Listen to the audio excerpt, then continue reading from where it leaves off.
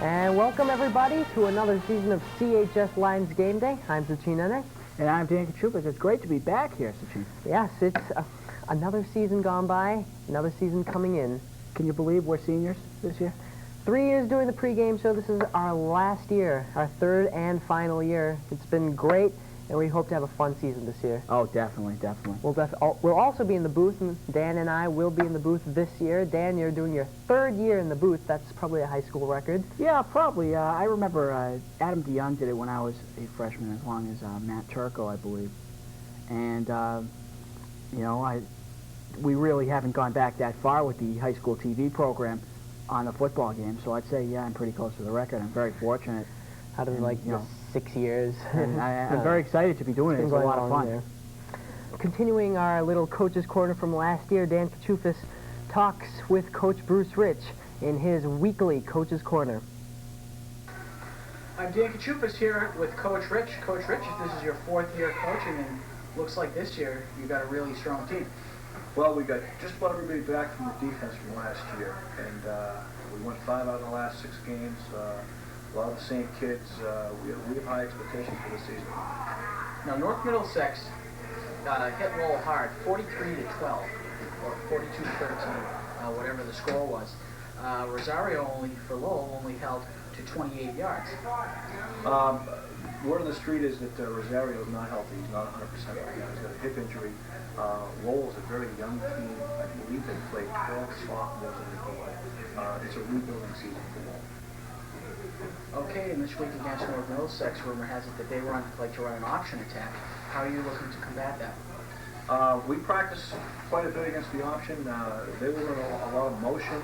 You'll see them shifting in their formations. They're making move a lot defensively. Then they go in motion and run basically power off tackle. And so they make you work hard defensively to stop them. They don't throw the ball very much, but when they do, you have to watch out for it. You can't go to sleep. Okay, and over the course of the preseason, 2 big wins. You beat in Acton Boxborough and Lexington in scrimmages. What does that mean for your team? Well, I think the Acton Boxborough is a team that was in the Super Bowl last year. They've got a lot of people back. They have high expectations. We did get the better of them in a game scrimmage, but it was only a scrimmage, and now the real bullets are flying tonight, and we'll have to see what made up. Okay, Coach Rich, good luck tonight and first game of the season. Hopefully it's going to be a W. Yeah. Welcome back, everybody, to CHS Lions Game Day. That was Coach's Corner with Dan Kachoufis and Coach Rich. Dan, you trekked up all the way in that car of yours to Lake Winnipesaukee to the Northwood Training Camp. Yeah, I still can't believe I made it up there. In 1986 Plymouth Reliant, you know, it runs pretty good, but it's 13 years old. But anyway, the camp was great. It was awesome. A lot of fun stuff happened. The whole team had fun up there. I went up with the camera, of course, and filmed it all. And a mystery actually unfolds during the course of it. So here, have fun, watch. I know you'll have fun. I did.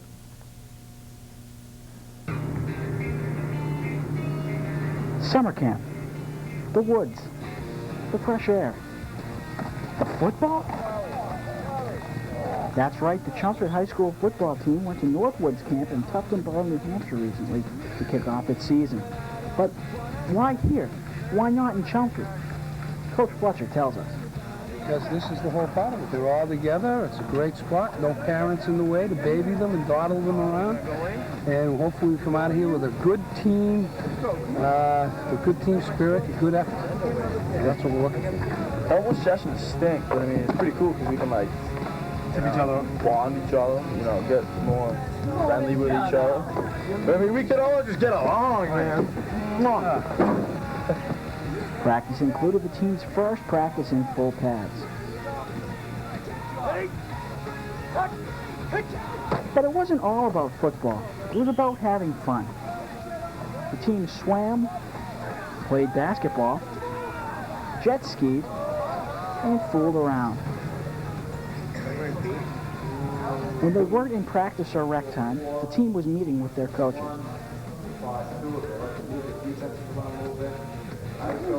I asked Andy Fleming what he liked best about camp. Hanging Mr. Ruth's underwear on the flagpole. The old underwear and the flagpole trick. What trip to camp would be complete without it? Here's what Coach Rich had to say about Andy Fleming. Fun dog. I have him like all the way through football and wrestling. So wrestling practices could be a little extra tough for him this year. A little extra gritty, a couple extra miles a day. Yeah, too bad Fleming's not here. No meals, no food, weeks on end. Probably suck him down 3 more weight classes. Lots of really long sprints. Maybe he'll make me wrestle 119s because he knows that I can't lose all the weight. But I'll get him back again. It's a long season. What did Coach Souza think about it? I didn't do it. I don't know. I can't imagine that any one of the athletes would do that to him. Must have been Fletcher that did it. I'm not into hanging underwear up on the flagpole stand. I felt, a very immature behavior by some of our senior leadership. And really picking on a head coach like that and making him spend the whole day without underwear because he only packed 1 set. The team worked hard and they came out of practice looking good. And now it's time to play. This is Dan Kachufis for CHS Productions. That was a pretty realistic play right there. And welcome back. So Andy Fleming was the culprit. Yeah, and I probably shouldn't be saying this because Coach Rich is watching, but I helped. Dan, you got to stick to some journalistic standards. It was fun. All right, that's going to do it for this edition of CHS Lions Game Day. I'm Sachin Nenek. And I'm Dan Kachufis. This Friday night, season opener, CHS Lions host the North Middlesex Patriots. Yeah, be sure to tune in at 6:50 as we're starting 10 minutes before actual game time for our new special this year called Kickoff. Well, here it is, the new Kickoff show here on CCTV and CHS Sports Productions. Hello, everybody. I'm Sachin Nene, and welcome to George Simonium Alumni Stadium, where tonight's game is the season opener for the Chelmsford High School Lions as they host the North Middlesex Patriots. And as always, this is the first time I'm joined by Dan Kachufis right on the field. Dan, what do you think of this team? On paper, in practice, in the scrimmage, they've looked well. Well, you know, certainly almost their whole defense is coming back. They look outstanding. Even going up to Northwood's camp in Tuftonboro, New Hampshire, I mean, right from the get-go, they knew what was going on. They were making the plays, hitting hard, and they were just executing. So I think it's going to be a really great season for these Lions this year. Well, it's going to be a tough opponent tonight in the North Middlesex Patriots. They beat the Lowell Red Raiders last week 42-13, and while Lowell is not going to be a powerhouse in the MVC this year, and also due to the fact Ronnie Rosario was injured last week, North Middlesex was able to get the score up there a little bit. But the main story for North Middlesex, Kai Kurlak, in his first game as a running back ever, 202 yards on the ground. Last year he primarily played defense and subbed in as QB at the end of the season. Coach John Margarita said that last week's game was a big confidence booster for the North Middlesex Patriots. This year the Patriots are in a new division called the Central Massachusetts Division I League. They're only going to play 6 division games. The wind's kind of getting in here. 6 division games, and they're going to play a lot of MVC games. All right, and what do you think about North Middlesex? Well, the big question about North Middlesex is whether they'll be able to run up the gut, which I really don't think they will. I think Chelmsford's defense is much too strong up the middle. The only question is how the corners will hold, and of course that's Andy Fleming and Ryan Farley. I've told them in school that I'm going to blame them personally if anything bad happens tonight, which nothing bad will happen, because I believe Chelmsford's going to win this ball game. And also the wind. The wind's going to play a major factor in this one as we still feel the remnants of Hurricane Floyd. All right, and we're going to have a new feature this year. We're being joined by Kevin Redmond. And Kevin has been following the Lions for how many years now? It's the start of my 7th season with Chelmsford Football. 7 years with CHS Football. All right, Kevin. Dan says the Chelmsford defense is going to hold well against Kai Kurlak. What do you think? Well, certainly for the first game of the season, that's where all the expectation is. It's where the strength is and the experience. So it makes sense to say the defense is going to keep things afloat. And they have the benefit of seeing what North Middlesex did last week. They can focus on some things. They've seen some film. They saw the game. So that's certainly going to be where they focus their attention to start the game tonight. Okay, and also this week, the big questions raised in the offense. Quarterback, we still don't know who the starter is going to be, and running back, Chris Pashoni, unproven so far. Well, if you look at the numbers from last year, you graduated Chris Morris and Roy Mendonca from the backfield and Chris Campbell as the quarterback. That's 1,800 yards on the ground combined. But this time last year, we were saying the same things. Who's going to replace Ned Heslin? Chelmsford always seems to find somebody who can carry the ball, and they seem to find the guys who can push people out of the way. So somebody's going to emerge. It's going to happen. I look offensively, this is kind of a mirror image of last season where there were a lot of question marks. And once we got into the middle part of the season, Chelmsford took off and won 5 out of 6. And with that 5 out of 6, they got a winning record, 5-4-1. They've just started to improve since that 96 season. Do you think the improvement's going to continue this year? Yeah, I think it's just building a little more. You mentioned the defense. For 3 straight years, they've cut the points allowed significantly, and they bring everybody back from last year's unit. And I think there's enough experience back that offensively the question marks are there, but I think there's more confidence as they go about filling those voids. So I think Chelmsford football is definitely headed up this year. I think people would be shocked if they took a step back after this way they finished last season. Will they knock off Central Catholic, do you think? Well, who knows? It's funny. You look at the standings last year, and everybody who finished ahead of them has pretty significant question marks. With graduation losses, Central really got hammered by graduation, but of course they're Central Catholic. Right. It's the type of year everybody's looking at a 2-8 squad from last year as the league favorite in Billerica, which isn't to belittle Billerica. It just says it's a crazy year where everybody's got question marks that need to be answered. Okay, well, I guess that's going to wrap it up for this edition of Kickoff. We'll be back with you soon as we go back up into the booth. So until then, Dan Kachufis, Sachin Hene, we'll be up in the booth in just a couple minutes.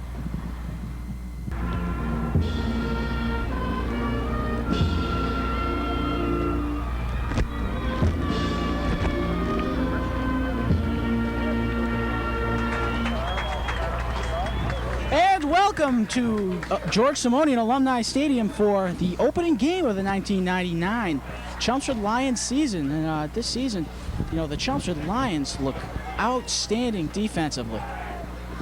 Offense still a couple question marks, especially at running back, but I think Pashoni can do the job.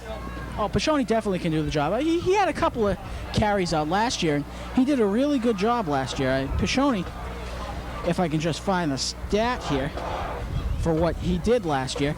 Pashoni actually had only 1 carry, 2 yards on the carry, but Benton, 13 carries, 69 yards, and he's in that fullback slot tonight, so you can expect to see a lot from him. Oh, look at those snazzy graphics we got this year, a blue screen. Yeah, as more than just the graphics, we're featuring a whole new truck, and hopefully we can get a shot of that new truck. It's just beautiful, amazing equipment. Stefan Baroda doing the graphics this year. He's going to do a good job. I know of that for a fact. He already has done a good job. He's really done, outstanding to start off. It looks like North Middlesex is going to kick off. So Chelmsford's going to be receiving this kick, and it's going to be Benton and Pashoni, the 2 running backs, back deep to receive the kick for the Lions. And number 2, Jeff Girolamo, a junior from North Middlesex, will be the guy kicking it off.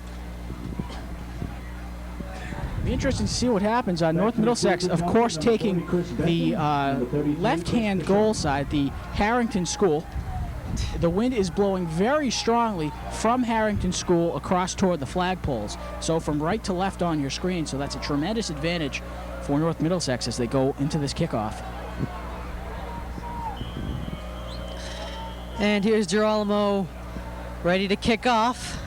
And we're underway with the CHS football season. Chris Benton will be the guy to bring it back. It's in the end zone now, run it back out. Gets a hole and will be down at the 26-yard line. Good run back by Chris Benton. Well, you see already the CHS special teams doing a very good job of opening up the hole. You see how much of a factor that wind was. Chris Benton received that kick on the 2-yard line, but bobbled it back into the end zone. And now they're back out to the 26, 27-yard line, I believe.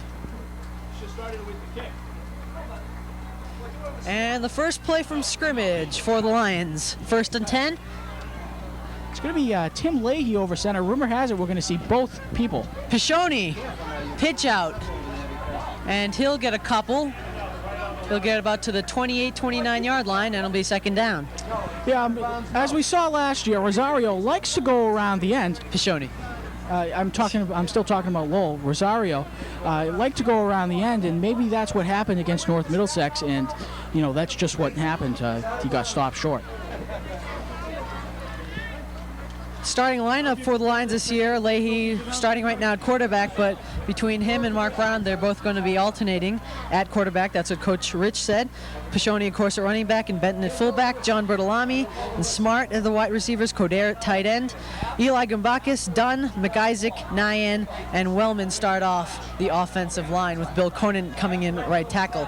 Second and about 7 to go. And a handoff, and Benton has room. He's going 40, 30, 20, 10.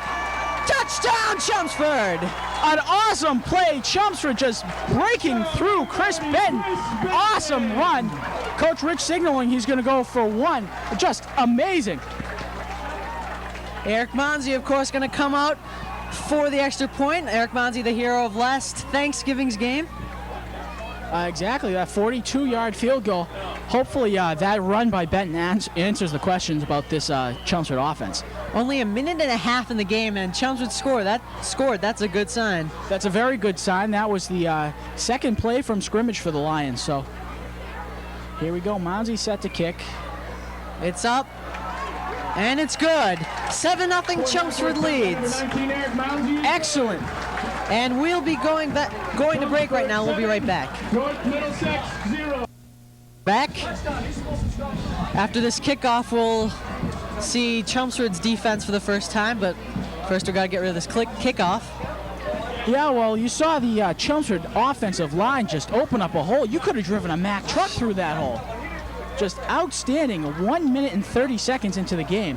1 minute 37 seconds. And Benton did the rest for the other 70 yards. Benton's just very talented. He's very fast, very strong. People say he can be a little bit reckless on the field, but sometimes that recklessness can pay off.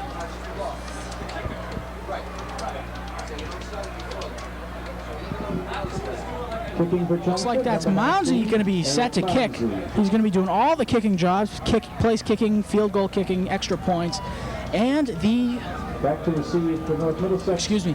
He'll also be doing the punting. It's going to be interesting to see also how the wind affects his kick. It's just starting to pick up right now. Yeah.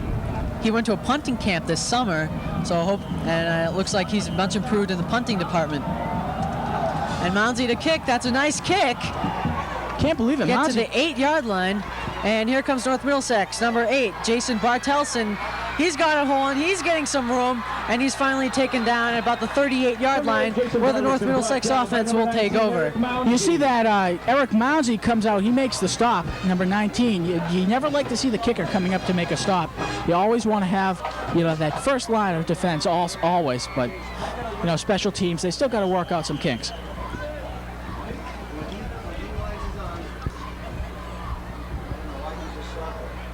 We're going to get to see Kai Kurlak for the first time tonight. North Middlesex starts their first offense. Man in motion is number 3. And here's the quarterback, Mike Gans, and he won't get much. 33. And Chris Pishoni makes the stops on that one. We're actually going to see a replay of the touchdown. And there goes Benton all the way in for the first score of the game. So 7-0. We're seeing the North Middlesex offense not getting much. Mike Gans, the quarterback, keeping it. 2nd and 10 again. And flags all over the field. Looks like that's going to be an illegal motion, I believe, on the North Middlesex team. Coach Souza, who's on the other side of the booth, he said something like illegal shift. So Andy Fleming and Ryan Farley are the two starting cornerbacks for the Lions. Chris Pashoni and Chris Benton are the safeties, and Warshawski and Dunn are the linebackers, and the defensive line is made up of Coder, Richard, Tusignant, McIsaac, and Barry McDonald. And you see Chelmsford deferring that penalty, declining the penalty rather. They're going to make it 3rd down and 9. Trying to get North Middlesex to go 3 and out. 3rd and 9, Gans behind center. It's going to be another option.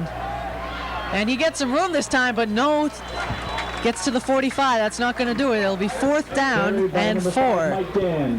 That's what the Chelmsford defense does, and we can see already that the corners are really doing a great job, and we see Pashoni already has 2 tackles. So it looks like North Middlesex is going to have to punt on this one. The punter is number 3, Kai Kurlak. He's going to be the punter for North Middlesex. He did the punting duties last year. Watch out, almost blocked there. Back to return is Benton. Let's see some of his magic here. Can't get any. Benton stopped at the 20. Benton stopped at the 19-yard line. Too many of those defenders got back down into Lion territory. We're going to go to a commercial break, though. By number 40, Chris Benton. Pashoni, at the commercial break, Pashoni got a couple of yards on the play. Mark Brown is now at quarterback for the Lions. So maybe it looks like they're going to go every other series coming in just to see who can do a good job, because really, even in the first weeks of camp, it was, they're basically identical with what happens.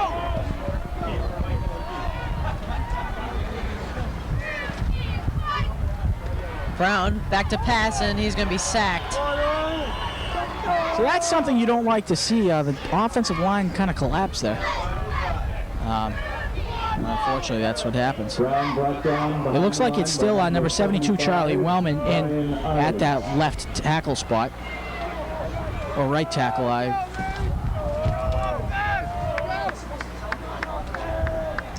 So it's going to be 3rd down and 10 yards to go. Still at the 19-yard line are the Lions. That's Bartolami split wide, right, and I can't tell the receiver. And Brown's going to run it, and he'll get about 6 yards on the play. Be 4th down for Chelmsford. They're going to have to punt it. They're spotting the ball at the 25, so yeah, it's going to be 4th down and 5. 4th down and 5, and yeah, the Lions are going to have to punt. We see Mounsey coming on. By number 53, Steve Cameron, and number 1, Brian Bigwood. Captains for North Middlesex this year are Brian Bigwood, Jess Willard, Steve Cameron, and Matt, I wonder if this is Scandinavian, Majcut, Majcut, whatever. Mounsey back to punt. It's a good one off. Kurlak back to return. And he's taken down at the 49-yard line. Kurlak looked like he was in a pinball machine there. His own defender didn't get out of the way. But I saw something that I didn't like right there. One of the Chelmsford defenders jumped on top of Kurlak. And couldn't get him down. Should have Barry made McDonald. Go, Dave! And there's the Chelmsford sideline. Bill Conan. That's Brian Williams, actually, number 73. 73, Brian Williams, exactly. Sorry, Brian.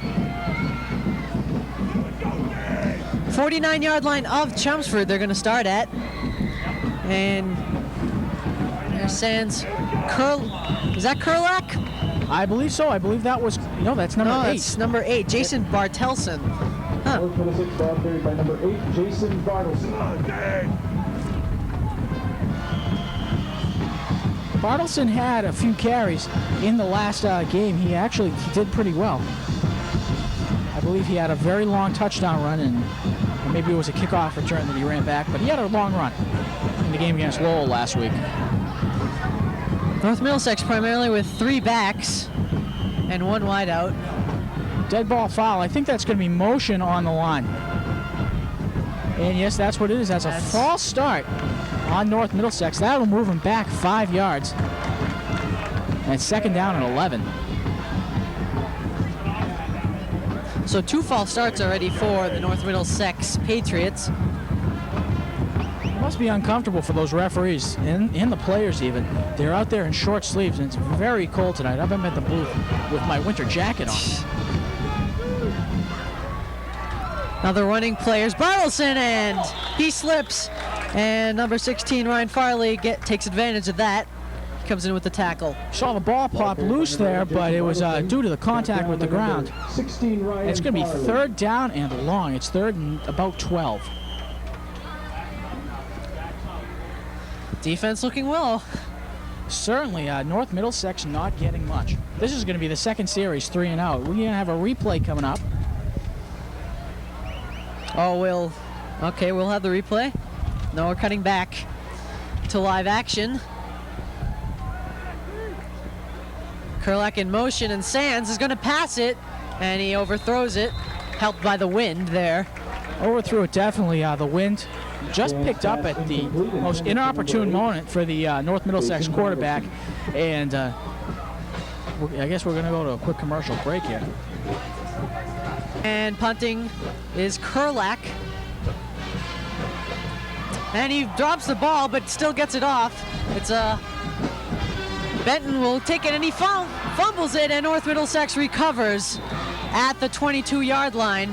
Oh my gosh, Chris Benton tried to come up and make the play. I think the smart thing to do there, where he had to come up on the ball, is to let the ball bounce. You know, wherever it bounces, Chelmsford still going to have, 20. They have 20 yards to work with right now. It's 1st and 10 from the 20. Let's see how the defense holds up against the red zone. Number 28, Jeff Clemondon. 1st and 10 from the 22-yard line. And this is the first real test for the Chelmsford defense. Interesting 3-back set by North Middlesex, and they'll give it to Kerlak, and he'll get about 3 or 4 yards on that play. 2nd down.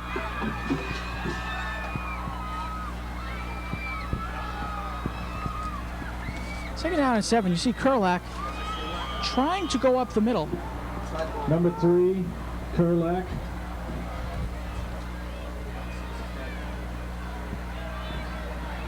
Kerlak on the carry. They're trying to go up the middle, and they're not getting much. But they're going to try to drive it in there, thinking they can get maybe 2-3 yards a carry. 28's the only wideout, Jeff Plumond in. And they're going to run it back to Bartelson. And he gets a couple as they move closer to the goal line. But it's still going to be 3rd down and 6. They're going to be aided by the wind if they attempt a field goal. That's what I was about to say. If they don't make the 3rd down play here, they're still going to be able to kick a field goal here as long as the accuracy is right. But Chelmsford really needs to make a stand. If they hit the field goal, obviously that's not as damaging as they can get into the end zone for the touchdown. And Sands hands it off.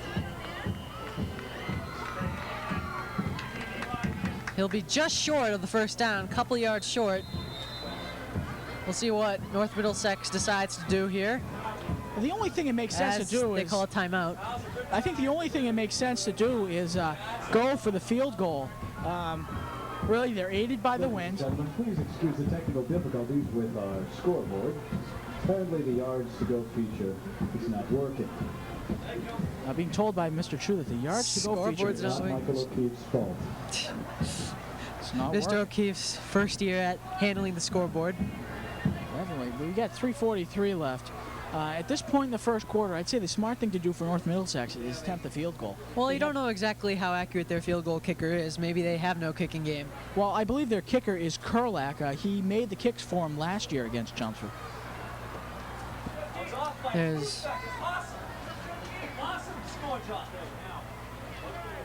But, Kerlak did do the kicking for the team last year. Kerlak's doing everything for them.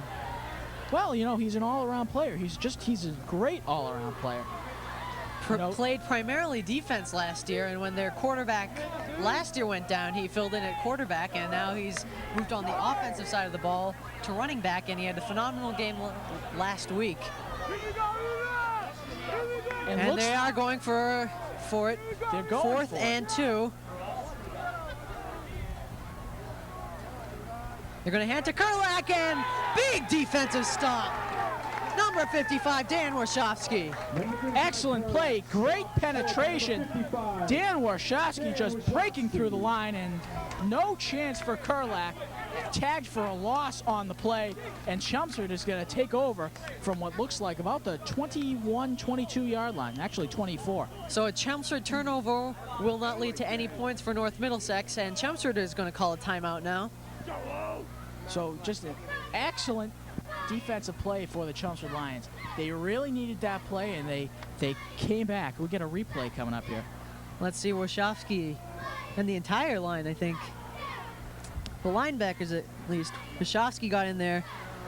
See, Warshawski basically uncontested going through the line and just taking out Kurlak's knees. And, you know, the best way to hit him, you know, they just excellent play. Anyway, there's the Lions. That's number 74, Bill Cohen. Lions sporting new logos on their helmets. You remember last year they had the lion. And it just said Lions on the side of their helmet this year. I like this one better. I don't know, maybe I'm more simplistic, but North Middlesex, you may notice, also has different uniforms. They've gone from a red and white motif to almost a navy blue pants and black helmets, actually. And if you have black and white TV, just imagine. Just imagine. Yes. Imagination is a terrible thing to waste.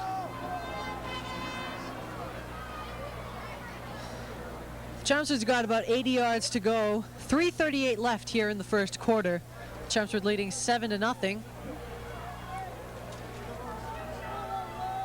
And we got I formation for the Lions. And handoff to Pashoni, and Pashoni will get some yards. And he goes down the sideline. Is he going to get finally pulled down by number 2, Jeff Girolamo? Looks like Pashoni, though, stepped out of bounds on the North Middlesex 42-yard line. So that's where we're going to spot the ball. So Pashoni down the sideline, aware of the man in back of him, and stepped on the line. Still not a bad run. Oh, definitely not. It's just excellent run. I believe that's a, I don't know how much. I can't count that high. I don't have enough fingers, so there we go.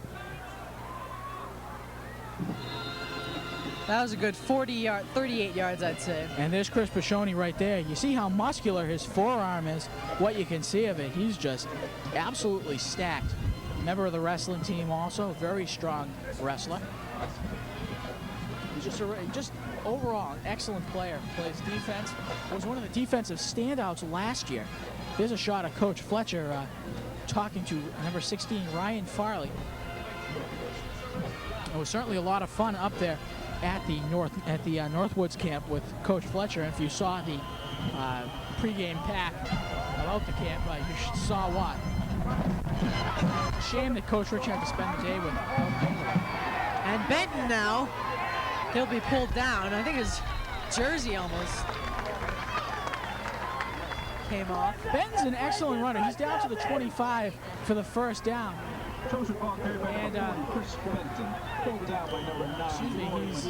he's one of those runners, one of those people that to get him down on the ground, you have to tear his jersey. And he just refuses to go down. He's very, very strong. Both running backs very, very strong and very, very fast. Number 8, Jeff Smart. It's the bottom of the screen. And I believe Leahy kept it that time. Yeah, Leahy kept it, and it was supposed to be a quarterback sneak. But the pocket just collapsed around him. You know, that's what happens, you know. Attack for a loss of about a half a yard. So it's going to be second down.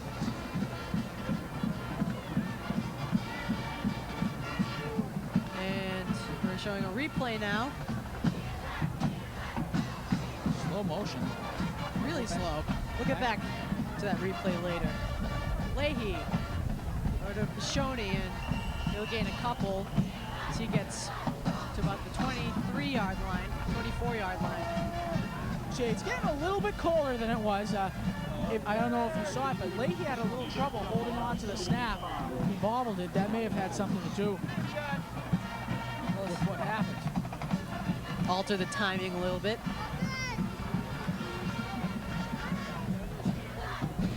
Smart now to the top of your screen. Is Leahy. Hands it off again to Bishoni, but he's stopped. Ball is loose, but he's down by contact. That's a loss. 4th down. What are the Lions going to do? 4th down at about 9. Wind against them, so I don't think they'll go for the field goal.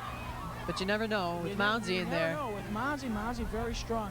It looks like they're going to have to go for it. They really don't have a chance. They can't punt it because it's going to go into the end zone.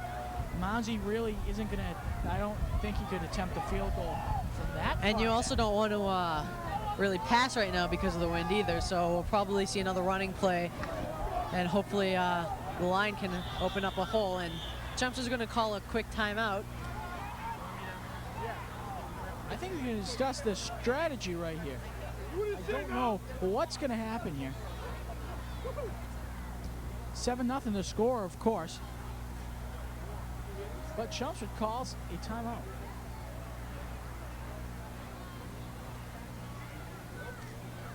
There's a shot of the North Middlesex team. And along the refs. with the referees in the front. And there's the Chelmsford team. Jeff Smart, number 8. Number 6, Tim Holt. Is that 6 or is there a 60 there? That's a No, number it's a 6. But we should be coming back from the timeout momentarily. 1:04 left here in the first quarter.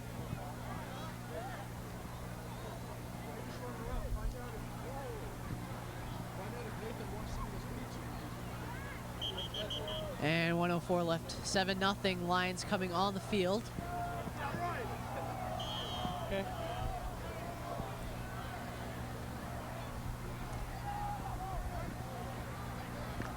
Fourth and 10 yards to go.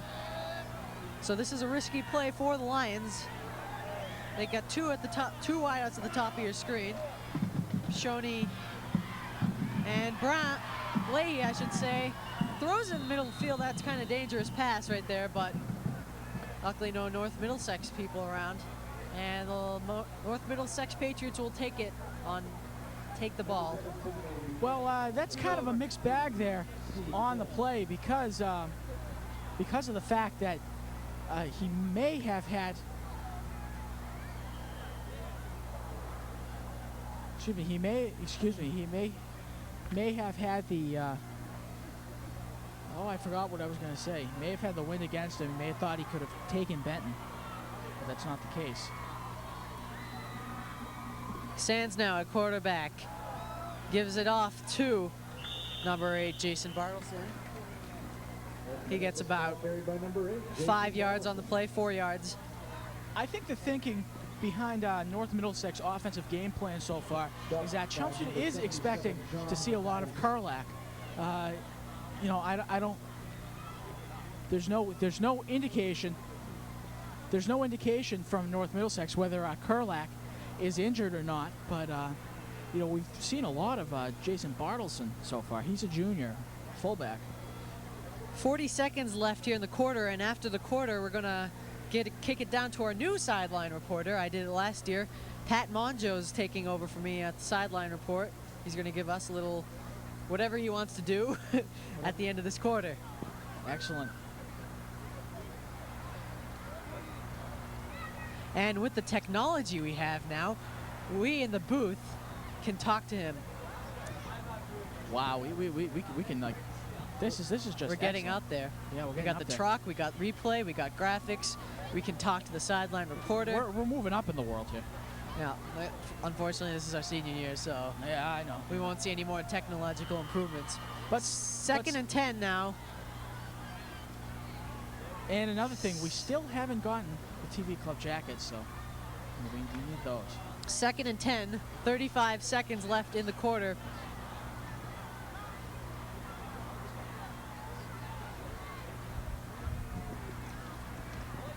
And they're going to keep it. Sands is going to keep it, and he'll gain 3 on the play. So it'll be 3rd and 3 for the Patriots. 25 seconds left and counting. That's another thing the North Middlesex Patriots like to do. They like to run the misdirection. You see, wow, Eli Gumbakis is coming in to play defense. On the defensive line, I heard we might see a little bit of run stopper. Definitely 3rd down and short. And they're going with the 6-man front. And they're going to stop him. Excellent play. That was number 3, Kai Kurlak. And that's the end of the quarter. So we're going to kick it down to Pat Monjo on the sideline. Pat? At the end of the first quarter, Chelmsford Lions 7, North Middlesex 0. Sideline of the field. Very exciting game today. We had that wonderful play right in the beginning of the quarter where we scored that great touchdown, and the Lions seem to be very excited about this game and very Now Pat, you're a sophomore this year, so what's your this is your 2nd year at CHS. What do you think of CHS through your 1st year and your 2nd? CHS is a great school, and it has a lot of great things, and one of the things is that everyone here has a lot of school spirit, and including this football team. Pat, you're down there on the sidelines.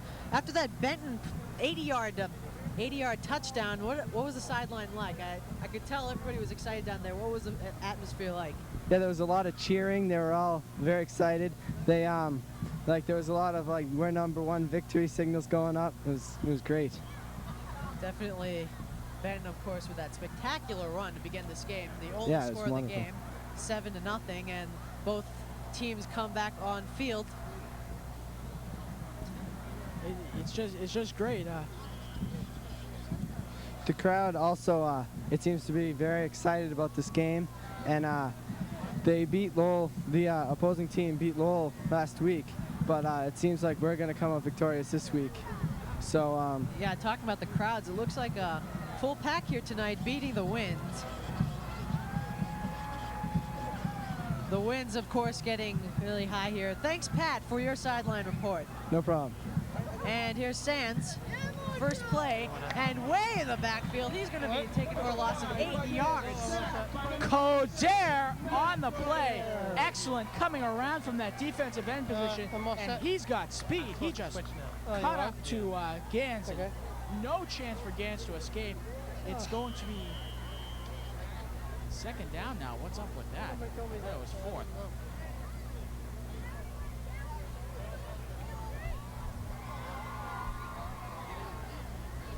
Second and 18 now for the North Middlesex Patriots. They hand it off to Bartelson, and he's tripped up. Bartelson getting about 4. Bartelson almost broke free there, you saw, but Chelmsford defenders persisting with the tackle and making the stop.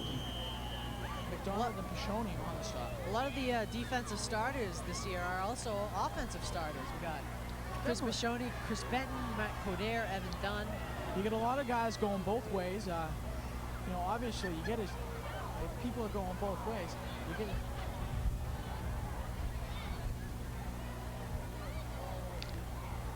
people going both ways on the ball. It's just you need to sub them in so they don't get. Mr. Chu's having some bad thoughts back there.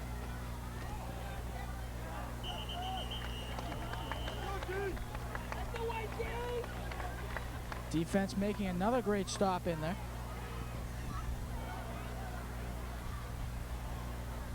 So it's going to be 3rd and about 15 yards to go. 4th down. 4th down, sorry. So they're going to have to punt against the wind. This looks like a good thing for Chelmsford. Bad break for North Middlesex, but hey, I can deal with that. Kurlak back. And it's blocked! Number 62! Brings it in! That's Toussaint with the touchdown! Oh my gosh, what? The block and the touchdown.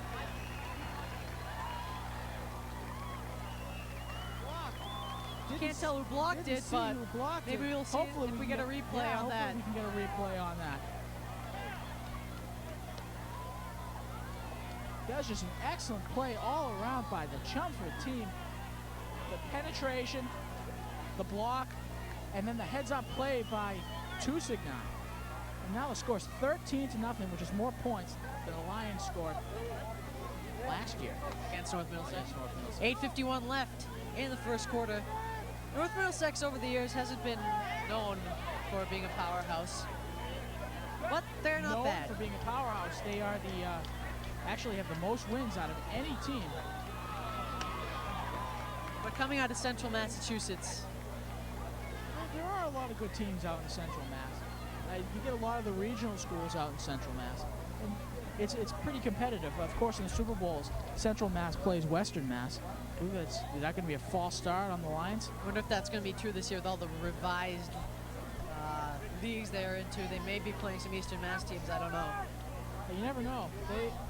They seem, the North Middlesex team always seems to pick up a couple of MVC games.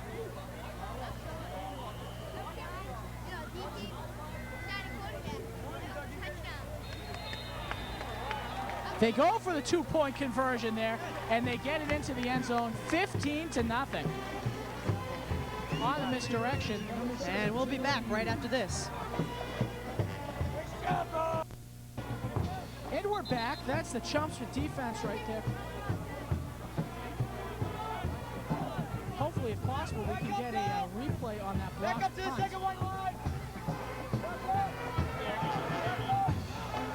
Obviously, Ron's going to kick it off with the wind at his back, and this is going to be scary.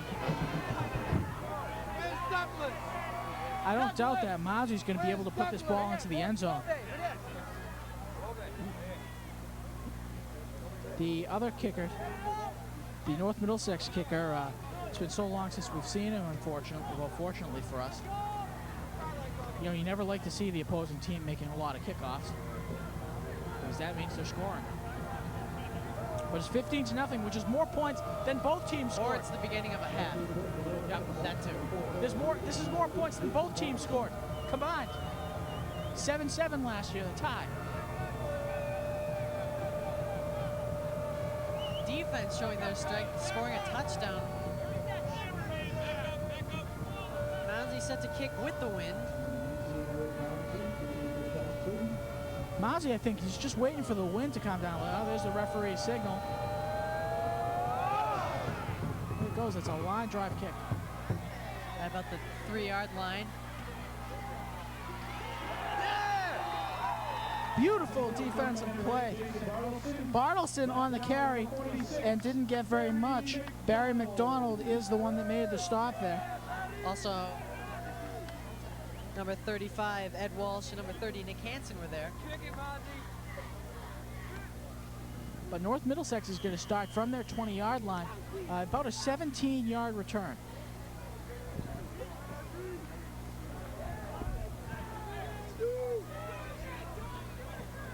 First and 10. They'll get a couple on that run. That's Corey Wilson, I believe, number 7. He's into the game. They got 3 backs. Okay, so Wilson is listed as a quarterback on the roster, but I guess he's playing running back. Yeah.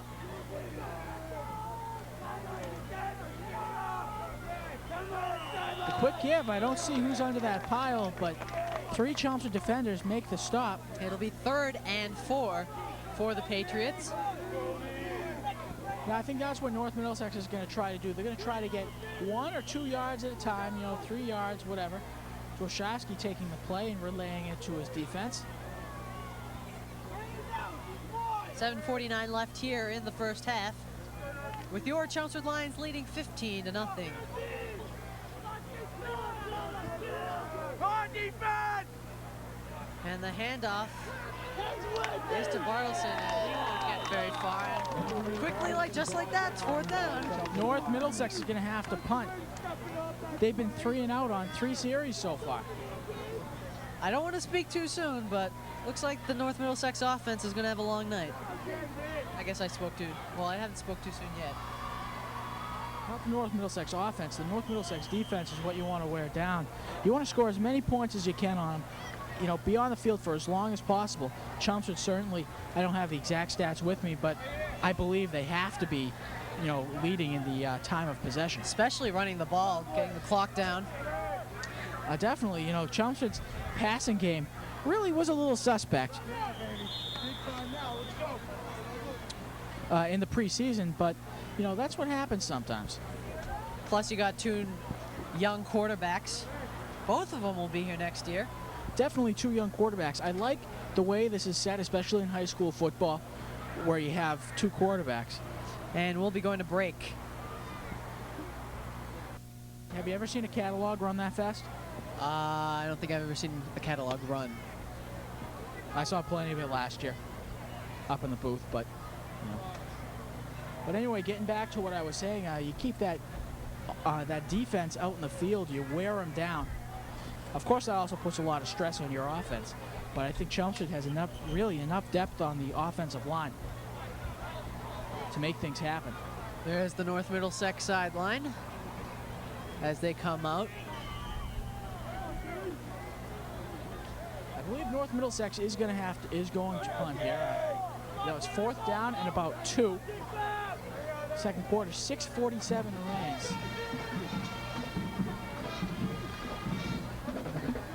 But no, they're going for it. Gans comes out over center. Risky play for North Middlesex. They're going for it, and they'll make it. Good play by North Middlesex there. Well, the gamble worked. The offensive line for North Middlesex opened up just a big enough hole Maybe there. that timeout helped as they got all their last-minute plans in. Yeah, I believe it did. Corey Wilson, you see coming through there. The offensive line opening up a hole just big enough to get that first down. Of course, they didn't get much more than that. Dan, do you see in the stands way back a new deck on the front? Yeah, we got a new press box built last year by the Tech Ed class. Press box. Sands will keep it, and he'll get a few yards on the play. Nice run by him, and it'll be 2nd and 5. Obviously, if you can get around the end, you're going to have more yards than you would otherwise, but Chumps are doing a very good job of making that stop.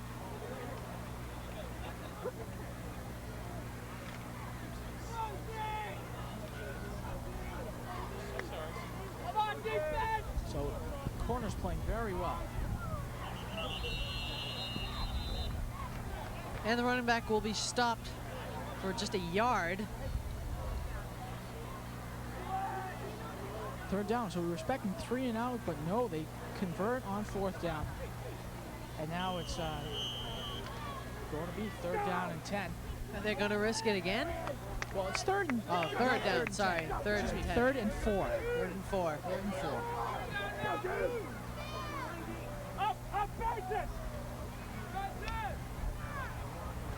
And Gans will keep it. He'll toss it. It's a fumble. But Kurlak will recover. Way back. He'll be 4th and 15. It doesn't matter. They'd have to be absolutely crazy to go for it tonight. 4th down and 12. And I don't think they've had to play bigger than 5 yards, so. Definitely not, but, you're winding down the second half. You're winding down to the second half. Excuse me. You got 4th down and 10. They are, no, they are punting. Thought they were going for it for a minute. Kurlak back to punt. Little high. Still gets the punt off, but it's partially blocked, I think. It's just about a 3-yard punt. That was a negative net gain. That was negative net yardage on that one. I think it was a negative 3 yards, I believe. Well, it was negative yardage, but he still got some kick from right to left. That bounce, though, I mean, once it got up, you see the wind just batted it right back. I'm wondering if it was partially blocked, too. I don't think so. I think the ball came off too true. I think he just rushed it, got under the ball on his foot.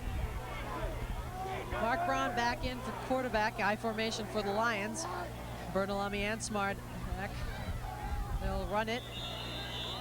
That's Benton up the middle. You see him powering straight forward. The offensive line opens up just a little hole in the middle, and he does the rest. It'll be good to get another score before halftime. Definitely. 4:09 left. Second down and about 4. You know, I'm really impressed by this Chelmsford team. Last year they had a lot of penalties, and this year not that many to start off.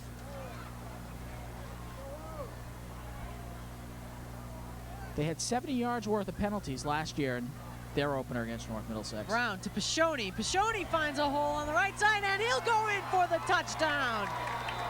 Touchdown, Chris Pashoni. Excellent, and what made that happen there is John Bertolami, number 4, with an excellent block. I believe Kurlak was the defender trying to make the stop, but Bertolami just made an excellent block, stayed with him, and now the score's 21-0. And Monzi will come in for the extra point, again with the wind with him. Leahy's going to hold. Hey, not a bad half for the Lions to start off the season. Yep, up and no good. I thought it was good, but I guess I believe that ball went wide to the left. We'll see a replay of that touchdown. Let's see that block by Bertolami. He'll be right there, and Pashoni in there for the touchdown. You saw that block moving across your screen. So 3:41 left. Let's go, Kickoff! Middlesex to get on the board, and we will be right back. And Moundsey will be set to kick off here as the Lions lead 21-0 here on opening night at George Simonian Alumni Stadium.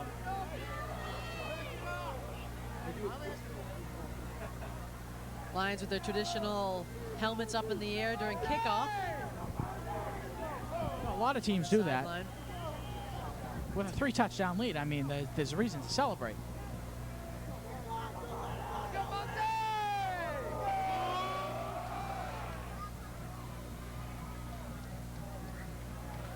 Back at the goal line. Oh, a nice hit. Wow. That was a great hit, number 4. That's Eric Reardon. Bartelson returning it, but paying for a good return. Ouch. That one just hurt. That had to have hurt. 3 minutes, 30 seconds. North Middlesex trying again on another offensive series. I wonder how well you can do running the ball 80 yards in 3.5 minutes. I'll have to move quick. Nice fake and a handoff to Kai Kurlak. He won't get too far though, he'll get about 5. As time continues to go down, 3:18 now left. He got maybe 6 or 7 on that. 6 maybe. It'll be 2nd and 4.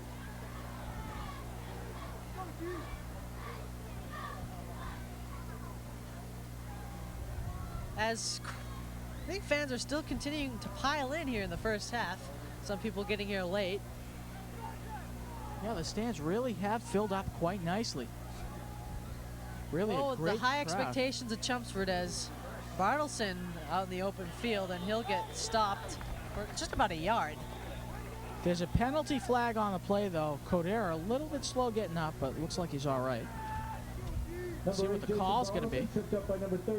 Looks like it's going to be against North Middlesex. Whatever the call is, I didn't catch the signal. That's Andy Fleming, number 1, who just saw there. Against North Middlesex. Probably either one of 2 penalties, holding or false start. Well, if it's a false start, it's a dead ball. That's true. So, I really don't think it's the false start, but we'll have to see what the indication is from the referee. I didn't catch the preliminary indication. And here's the call. That will be a hold on North Middlesex. So that's going to move him back 10 yards. 2nd and 16 for the Patriots. 2nd and 14, I believe. 2nd and 13, 2nd and 14. About that. Not 2nd and 16. Learn your math, Sachin. Well, they got a lot of yards to go. Let's just put it that way. I thought you were an advanced calc. Come on. Yeah. beach ball floats through the stands. He's going to keep it, and Chris Pashoni right there. Not very smart, Chris Pashoni in there, Along and that's with- also Barry McDonald, Number 46, the other defensive Barry end, McDonald, along with and number Codair. 33, Chris Pashoni.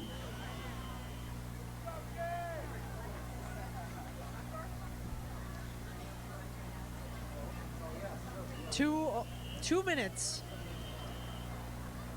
And they'll stop it right there. It's the 2-minute warning here, and really no warning for Chelmsford because they're on defense. They're on defense. Third down and very, very, very, very long. That's about 17 there. They took a very big loss. I think North Middlesex right now will probably just run it, try to gain a couple of yards, get their punter some room, and just hope their defense holds up. Right, you don't exactly. You don't want to have your punter hold up. I mean, they're within the 15-yard line. Oh no, they're not. They're probably about out to the. Yeah, they're inside the 15-yard line. Excuse me. They should paint this field with numbers. Third and a lot of yards. And number 7, Corey Wilson, won't get too far. And again, just like that, fourth down.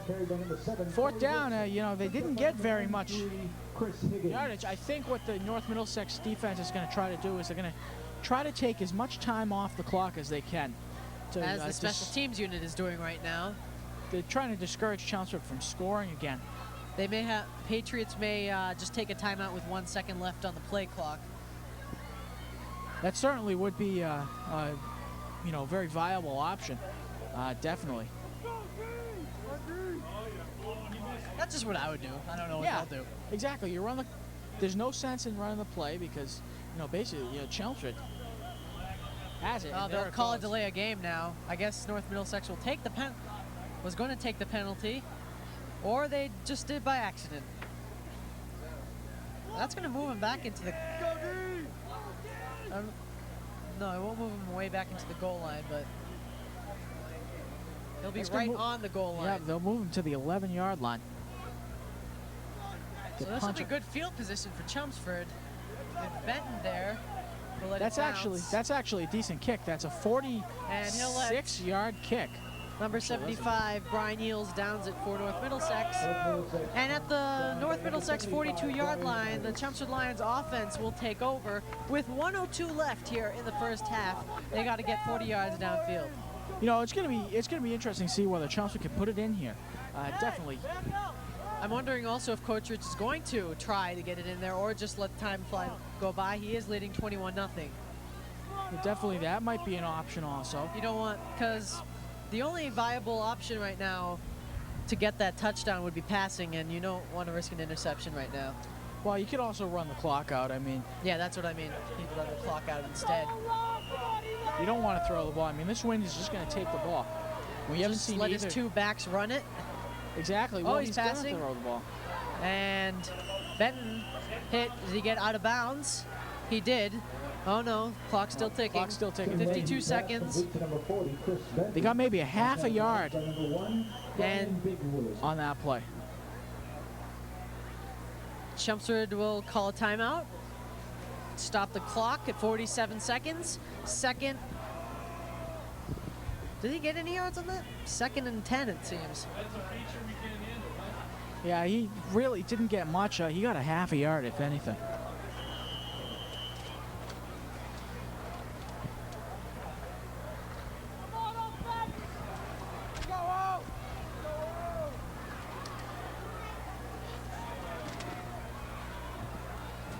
Leahy back to pass, and he throws it a little close to the ground. I think Leahy trying now, seeing the effect of the wind, he wants to throw it low or keep the ball low, so he really doesn't have a chance to get caught up in the wind. But now it's 3rd down and 10.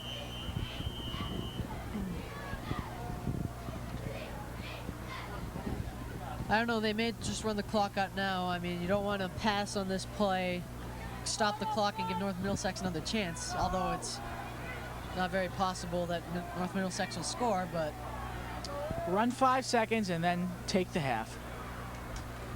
They will go back to pass. And almost just in the hands of Benton. Clock will stop at 41 seconds, and it'll be 4th and 10. They're going to have to take this play, though. They can't let the clock run out. 41 seconds, as we know, the clock stops anyway. Mounsey will probably come in to punt. And there is a penalty flag on the play. Let's see the call. I believe it was a personal foul. Looks like they're moving it forward 15 yards. Yep. 10 yards, 10 yards. 15, I'm not sure. Yeah, that looks like 15. One of those 5 numbers. Yeah. Multiples of 5. Interesting, Brown's back in at quarterback. McIsaac the center. Brown goes back to pass in the pocket, and there'll be a penalty. That right should near be the right near number 8, Smart. That should be pass interference on Bigwood, because Bigwood, Smart should have made that catch, but there's no way. But there's a flag in the backfield as well. So we'll see what the call is by our referee. A hold on Chelmsford. Lions.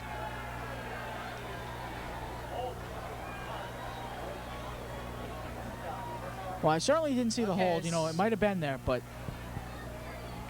I thought they may have called pass interference, but I didn't see any pass interference. I believe they should have called pass interference there, just for the sake of calling it. But referees don't do that. I don't think North Middlesex did anything wrong there. They wouldn't appreciate that. Brown is back to pass, and he'll go deep. Benton can't get there. The wind probably took that one a little bit. You see Benton going downfield. Mark Brown just aired it out. Interesting, he started last year as a freshman for the baseball team. Played catcher for them, and he did an outstanding job. He's just got a great arm. I remember I umpired a few of his games when he was a 12-year-old in Chelmsford Little League, and he's just awesome. He could probably throw, get up into the 60s then. If you don't know, Dan Kachufis is one of the premier Little League umps of Chelmsford Little League Baseball. And Mark Brown now. Back to pass again. Throw it downfield. Almost intercepted by number 1, Brian Bigwood.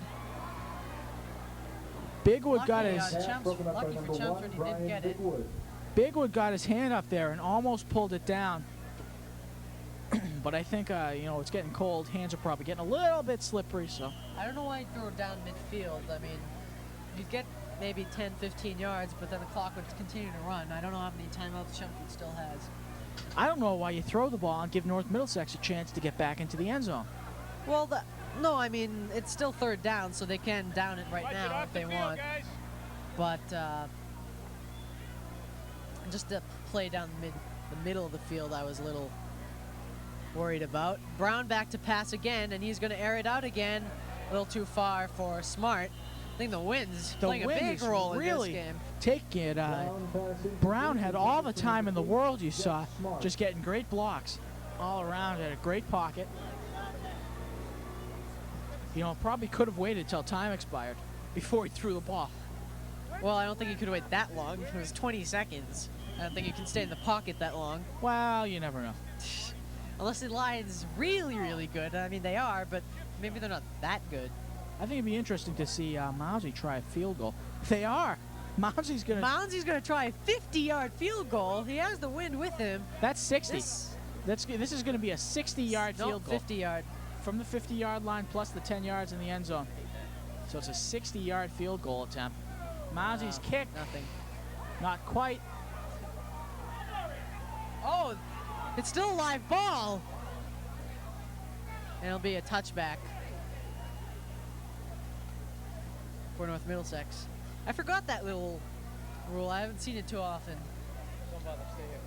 Field goal ball is still on.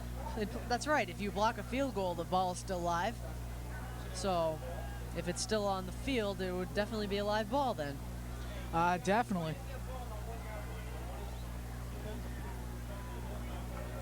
Well, North Middlesex. They're going to have it at the 1-yard line now. I thought it was a touchback, but I guess he It wasn't took it at the 1, and then he ran into the end zone. So if he took it in the 1 and then ran back into the end zone, he was knocked down in the end zone. I believe it should be a safety. Yeah.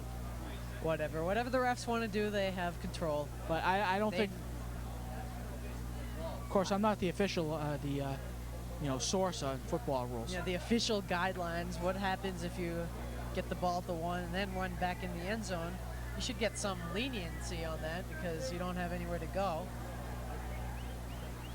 Well, still, I don't think so. I mean, you have to be aware where the goal line is. If you run into the end zone, then They're just going to quarterback sneak it, end the half, and 5 seconds left. That will be the end of the half, with your Chelmsford Lions leading the North Middlesex Patriots 21-0. Dan, what a great half. Definitely a great half. We saw a lot of great runs by the Chelmsford offense. The offensive line just opening up holes, and the defense, just outstanding. 21-0. Excellent. This is looking kind of good this year. It's going to be an exciting team to watch for the other 9 games. Definitely. 21-0. Chelmsford looks poised to take home the victory tonight. There's one of Stefan Baroda's cool graphics. The field in the background. Nice grass back. And we will be back for the second half of this game. We're at halftime right now. The second half just about to start. 21-0. Chelmsford is leading, Dan. Productive first half, definitely. Definitely a productive first half. Productive first half, and what we saw from Chelmsford, Benton breaking free on a long touchdown. And also some other good things, like, the blocks are really coming well, and, it's just, the offensive line really opened up some holes for both Pashoni and Benton, who it looks like both of them are going to have some equal running time this year, since both of them are equally talented. Certainly, both of them are very good, very fast. Benton's quick. Pashoni's quick. They're both very strong. You really can't tell the difference. I think both of them could either play halfback or fullback. And there's the Middlesex head coach, John Margarita. It's the best name. Makes me think of Cheeseburgers in Paradise. Cheeseburgers in Paradise, definitely. And the Lions have come back on the field, and they'll get some warm-up in. So this is definitely a great way to start off the season. And I thought the coaches did had a great idea in bringing the team up to Lake Winnipesaukee in Northwoods, and takes some pressure off when you have parents, friends around. With your parents and friends around,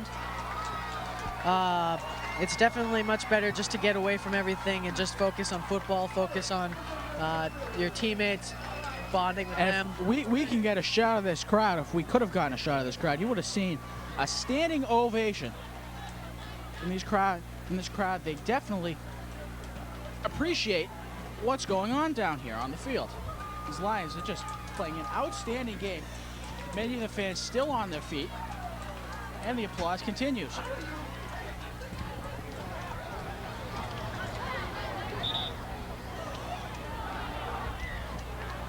It's really excellent. It's going to be Chelmsford to kick off, though, to start this half.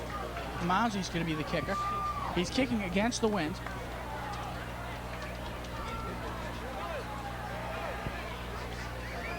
Wind still blowing from left to right, same direction. No change in direction.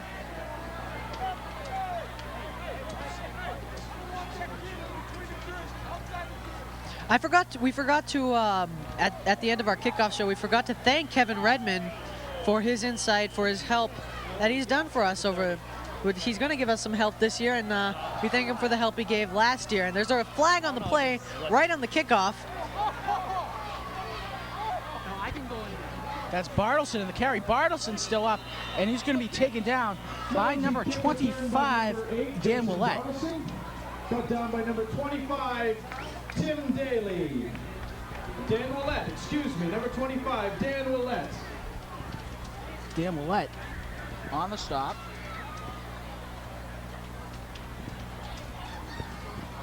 First and 10 for the North Middlesex Patriots at the 35-yard line.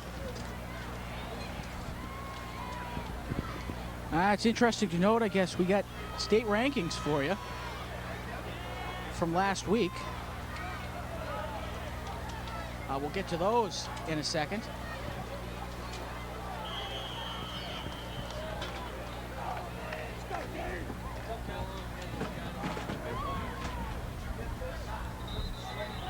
We got whistles on the play. Could be delay of game.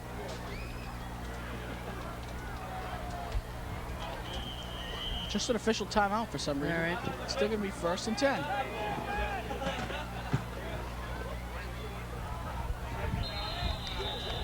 Only 1 yard on the play, and North Middlesex will have a 2nd and 9 to deal with. The Chelmsford defense really covering up everything. It's just outstanding the way they played. You know, I'm very, very impressed.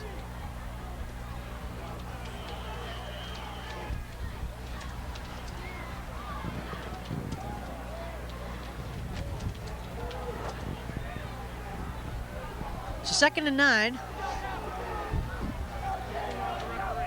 Still fascinated by that 3-back set North Middlesex have. Fumbled the ball, does Gans. Quickly gets it, but he will get nothing on the play. He may have lost some yardage. I think he did. Looks like it's starting to rain a little bit. The wind is actually picking up, I believe. But again, there's the remnants of hurricane/tropical storm Floyd, and I don't know what Boy, it is. Floyd did nothing, though. I mean, we were expecting a lot more, and it didn't happen. Talk about the Cape. There were massive power outages down there. Luckily, you're in Chelmsford. We normally get spared during Bob. I mean, we got hit, but, you know, it wasn't that bad. You remember going outside, playing in the rain and the wind during Bob? Yeah. I remember the power going out for, it was just a day, really. I mean, in a hurricane, that's not bad, just having power out for a day. Another whistle on the play. I believe a timeout is going to be charged to North Middlesex on this one. And that's exactly what it is. If school had been canceled today, if the hurricane was worse than we thought it would be, the game still may have been on if the weather cleared up in the afternoon and evening. Well, see, you see down here on the field conditions are good. It's not very muddy. The field really absorbed the water pretty well. Gans trips, and he'll be down by contact after tripping. That's a loss of 7 yards for the Patriots. Yeah, you know, situations like that, you know, you got to realize you actually have 2 feet. You know, it's not only 1 foot, and you got to watch out for that other foot sometimes. It's not only the defensive CHS doing the job, but North Middlesex is doing some careless errors. They've had a few penalties. They've just really failed to execute. Benton back to return the punt. And it's a beauty. And Benton has to go back all the way to the 20, and he'll start running to the bottom of your screen, and he's going down the sideline, and he'll finally be tackled by number 9, Roy Medeiros. I wonder if that's any relation to Kevin Medeiros. Yeah, you never know. But you see, number 87, Matt Coder, had an excellent block again. And this Chelmsford defense and offensive team, excuse me, the Chelmsford offense, just doing a great job of making excellent blocks.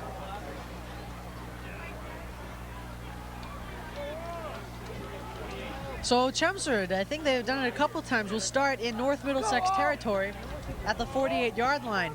We got 3 backs in an I formation. Number 44 is back there too, John Kidd.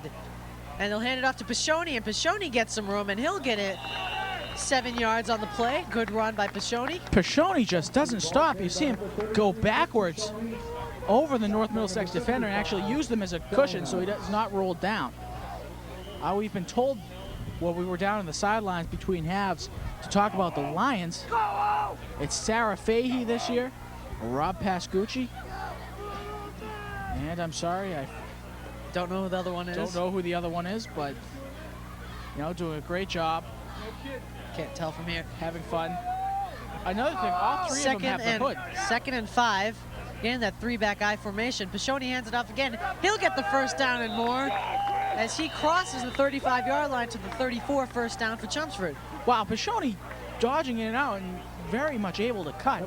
You know, usually you see Pashoni, and we've seen him a couple of times, and he's just a straight ahead back, as well as Benton, but you saw that time jumping in and out, able to evade the linebackers and getting into the North Middlesex secondary. And now Chelmsford is driving again. I think looks like they're really trying to get Pashoni in the game by having 2 blockers in the backfield for him. That time they didn't give it to him, but they gave it to Benton. He didn't get much off that. It'll be second. Yeah, it's going to be a fumble. That's going to be a fumble. North Middlesex picks it up. John Kidd, I believe, fumbled that ball. And the defense comes on for the Lions. That last play of the first half, the field goal attempt by Eric Mounsey. We don't know what the rules are. We're going to check into it this week. The high school rule for what happens when the field ball is still on the field after a field goal attempt. As Gans runs it option, and he gets nothing. So many Lions on that play. All of them on the tackle. Yeah, but still, you got the Lions on defense there. They should still be on offense. You know, unfortunately, they lose the ball. But that's what happens sometimes. That last play again in the first half, what we saw was the North Middlesex player touched the ball at the 1-yard line and then ran into the end zone and got tackled. Now either that should be a touchback, a safety. I don't understand how it got into the 1-yard line unless they rule the ball dead once he touches it. So we'll look into that. Kurlak gets back to about the original line of scrimmage, and it's going to be 3rd down. Kai Kurlak. This Chelmsford defense has been outstanding.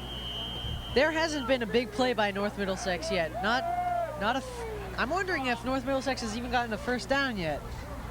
That may be. Yes, they have. Yes, they have. They may have gotten maybe 1 or 2. That's about it. But it's been 3 and out most of the night for the Chumps for the North Middlesex guys. And, you know, Coach Rich and especially Mr. Fletcher have to be really pleased with the way these guys are playing. And it looks like a number 8, Jason Bartelson, was going to throw it. North Middlesex ball carried by number 8, Jason Bartelson. Forget what that play is called.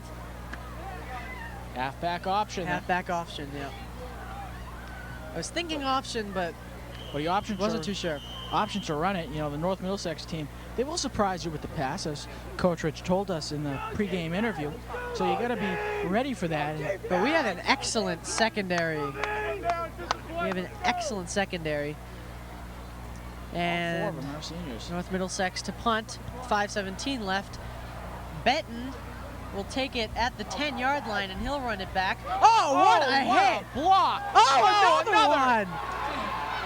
As Benton comes down, number 46, Barry McDonald, and number 1, Andy Fleming, both with huge blocks. Ouch! You're going to feel that in the morning. We'll come back with Chelmsford on offense. We're going to break. I don't think Andy Fleming wanted to be outdone by Barry McDonald in that last play. That's why he got that second block in. As Pashoni gets hit off, gets big hit and loses the ball, but it's down. Pashoni, you see there, he actually hurdled on number 1, Brian Bigwood, North Middlesex defender, and ended up getting 5 yards. You know, Dan, in the summer when I realized about football season again, I was thinking how hopefully the first couple games, we'll still have that summer weather. No, yeah, we're right into that cold. It's not too cold, but the wind is blowing. Yeah. Oh well, but it's Brown back in at quarterback. I formation. Brown hands off to Benton, and Benton gets some room, and he gets the first down up to the 49-yard line of Chelmsford. Benton, he's holding his arm though. He'll come out, and Ben's a tough kid. He'll come back in. Ben's a tough kid. He's not going to come out very easily. Back up. Stand right here, though. He's going to take a breather. He might have gotten the wind knocked out of him, and Doc's down there with him. Bertolami comes into the game.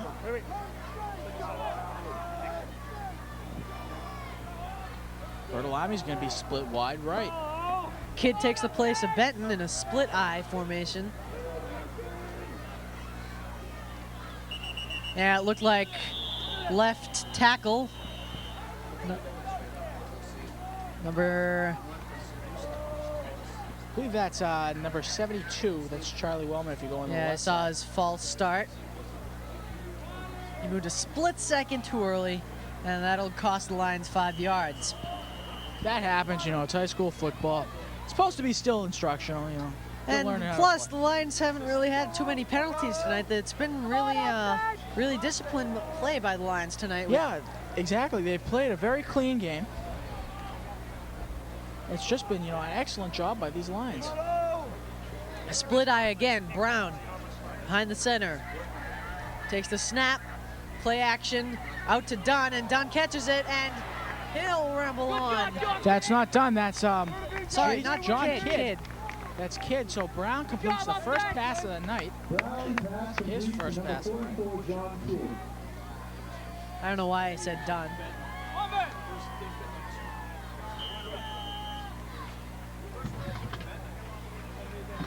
Brown can throw the ball. You said he had problems in the preseason with the interception.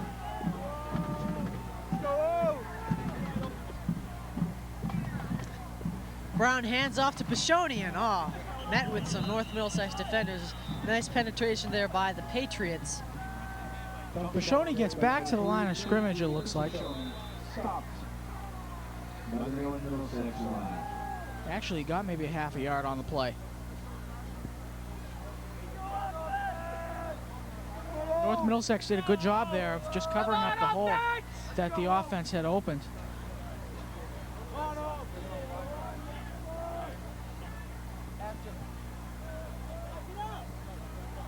It's going to be 3rd down and about 7. Third quarter, 21-0 the score. 3:06 remains. You don't want to move that this way. Only one wide out. That's smart. And it's going to be a hand up to Pashoni, and he's got some room. And he'll still going up to the 26-yard line. There's a flag on the play. There's a flag on the they're going play. to call a hold on Chelmsford, and it's going to come back. It looked like there was a little hold. And that's what it is. It's a hold on Chelmsford, and that wonderful run is going to be pulled back. If we could see a replay on that. Better if we move down some more? No, line is still right here. Stay right here.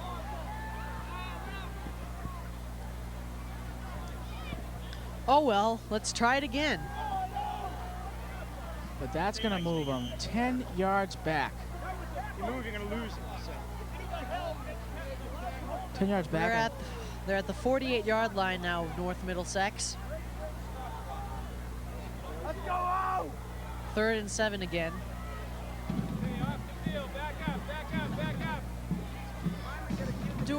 I doubt it. I'm just going to ask a stupid question, but do high school quarterbacks get that little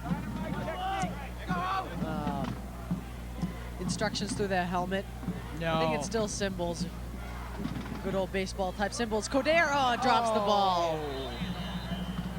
Just in and out of the hands of Codere, you know, that happens sometimes. Hunt team! Hunt team!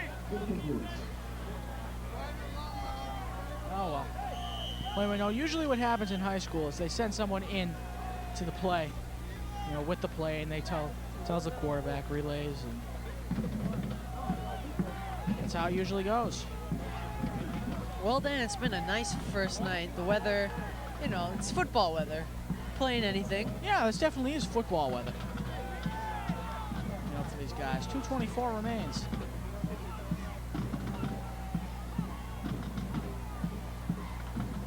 Mounsey to punt, almost blocked. Still gets off a decent punt despite the wind. Takes a Chelmsford bounce, and it's going to be down by Farley on the 31-yard line. And we'll be right back. And we're back, 2:14 left in the 3rd quarter. North Middlesex with the ball. Another halfback option. And intercepted by Andy Fleming. That ball was just up there for anybody to grab. I think they got their routes wrong there. Number four, Eric Reardon, was coming down the sideline, but then came back towards the middle of the field. I'm wondering if the ball just hung up there, or they just had the wrong play. I think the ball just hung up there. Fleming just waited for it, just to come to him. Forward, made the catch. Tonight's winning numbers in the 50-50 raffle. Kick out 55. 4, 6, 4, Gives Chelmsford another opportunity. That's 4, 6, 6, 4, 0. I didn't win the raffle, in case you're wondering at home. I don't think they care. Please come to the press box.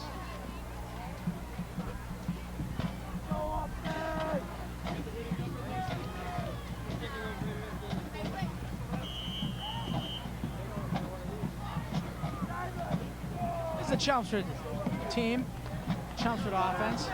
2nd and 7. They're back to the two-back offense. Smart to the bottom of your screen. Oh. That's a fumble. Bishoni and Leahy just collided. Good news is that Ben is back in the game. And also good news, I thought it was a fumble. I guess it was down. He was already down. Yeah, it looked like, he was basically down on the ground by the time or when he made the contact with Leahy, so.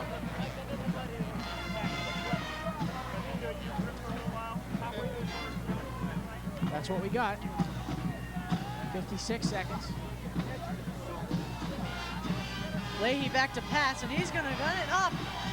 Almost caught by Bertolami. Nice play they decided to do on there. Bertolami almost getting it. It was also nice pass coverage by Kurlak, who really stayed with him and made sure he wasn't going to make the catch. Unfortunately, we're not being able to bring this game live to you, but I hope you're enjoying this delayed version, as Lions are going to punt a flag on the play. Wonder what the flag could be. The ref was staring right at Eric Mounsey and then threw the flag. So I don't know what it could be. Thrown too early exactly to roughing the kicker, and there wasn't any roughing the kicker. Well, no, I mean he was just staring at Mounsey and then threw the flag. Unless Mounsey may have done his own false start. They're discussing it now. Well, we'll see what happens. Whatever happened, it was a great punt by Eric Mounsey. Here's the call by the referee. Illegal motion. Personal foul against North Middlesex.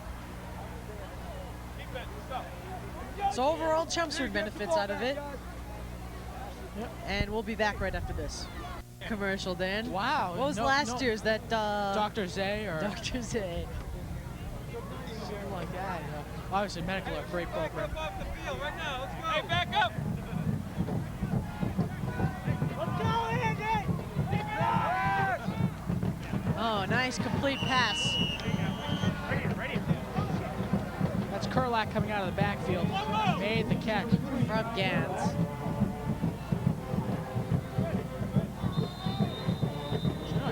It was a great play. And they only have 2 yards to go. Yard and a half, maybe.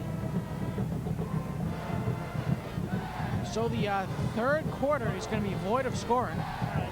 23 seconds. Hey, you never know. Yeah, Chelmsford can always intercept the ball and run it back for a touchdown. Like or the other scenario. The other scenario, which we won't say. Discuss. But Fleming was really pumped. He wanted to make an interception tonight and run it back for a touchdown. Well, he's got the interception, so. He has Don Lacapo's number. Yeah, actually, funny story is Don Lacapo left it to Andy Fleming in the yearbook. message was DC leaves AF number 1. Right. It's a good number to have. Yes. Number 1. Both were quarterbacks. Capo, great quarterback last year. Forget which game it was. I think it was the Andover game. We ran back that 50-yard touchdown interception.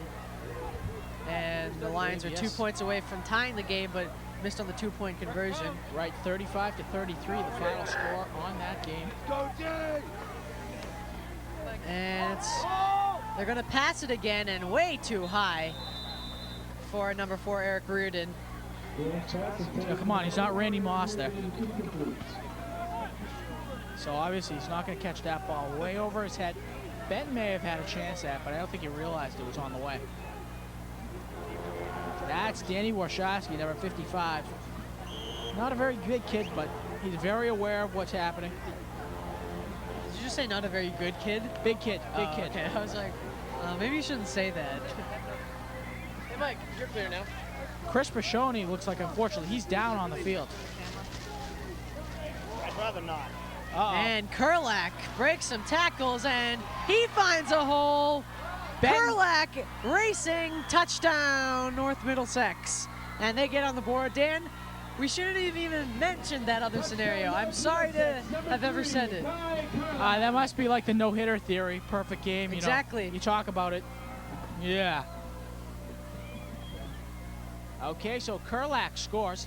21-6 now with 6 seconds left in the third. I think they were really affected there by the fact that Pashoni's out. That's Pashoni's side that he went to. And Pashoni will usually make that stop. Pashoni getting up now, though. He's limping a little bit. Trying to walk it off, though.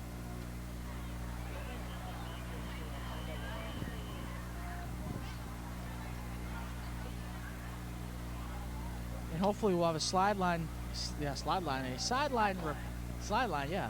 We'll have a sideline report.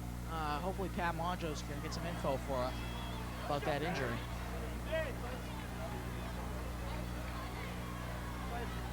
Is that number 2 to kick, Jeff Girolamo? He may be doing the short kicks, or they may be giving Kai Kurlak a break. Kicks it up, and good. 21-7 the score. The goalposts aren't really high enough to tell if it's good or not, but that was good. And we'll be back after this.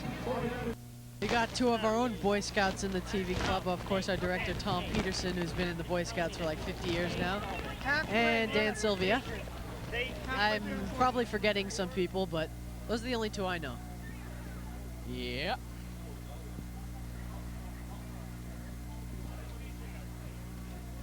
David Dull, also a Boy Scout. One of our camera people, his first year in the TV club, but was actually a member of the media class last year, the CD first semester media class. So he has lots of experience with. Looks like Jeff Girolamo is going to kick it off too, so well, wonder what's happening. If you remember back, Girolamo kicked the opening kickoff. Maybe he's their place kicker. Oh, that's right. We haven't seen many kickoffs from them. Right.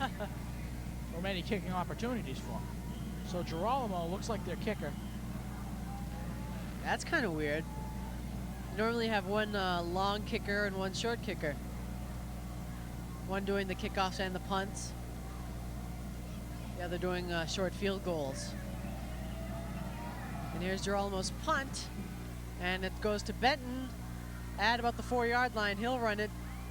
And he finds a hole at, hurdles. And gets it up to the 34-yard line. Great running by Benton. Great running by Benton is right. That's about the most athletic I've ever seen any run. You know, Benton, he's a kamikaze. He runs right up straight toward the seam that was created. Usually they try to go around the seam to draw attention to the seam and then go around. And let's see the replay now. Here's the kickoff, and Benton comes down, gets a hole over. Look at that. And still spins his way to get a couple more yards. Just excellent, excellent running. Definitely, Benton is an athlete in all senses of the word. That's Coach A lot of athletes on this team. Exactly. That's Coach Bove. Pure athletes. And the North Middlesex huddle, they're coming back out onto the field.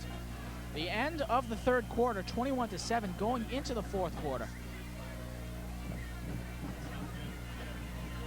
No points for Chelmsford this quarter, and North Middlesex got on the board with 7 points. But the Lions still lead by 14. Well, if the Lions can now score 2 touchdowns, they put the game away. 1 touchdown, which is pretty. 3 back, I formation, and they hand it off to Pashoni, I think. We've just been informed that Chris Pashoni does not have an injury. Number 33, Chris Pashoni, stopper number 1, Brian Bigwood. Bigwood on the tackle.